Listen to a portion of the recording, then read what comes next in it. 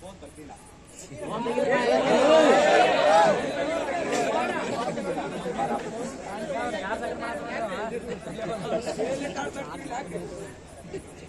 ತುಂಬಾ ಡಿಸಿಪ್ಲಿನಾಗಿ ಜೋರಾಗಿ ಹೇಳ್ಬೇಕು. ಇಡೀ ಧಾರವಾಡದಾಗ ಇಷ್ಟು ಬೆಂಗಳೂರು ಕೇಳ್ತಿಲ್ಲ ಅಂದ್ರೆ ಇಡೀ ಧಾರವಾಡದಲ್ಲಿ ಎಷ್ಟು ಜನ ಇದ್ದಾರೆ.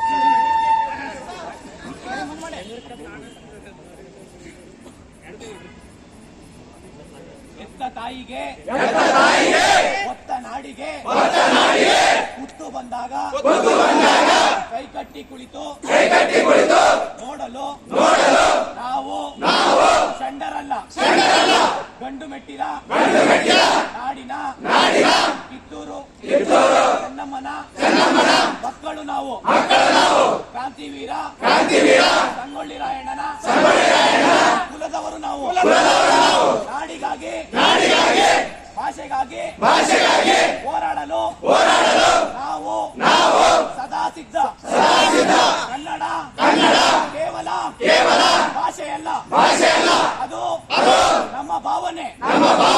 ಕನ್ನಡ ಕೇವಲ ಅಕ್ಷರವಲ್ಲ, ಅದು ನಮ್ಮ ಅವ್ವ.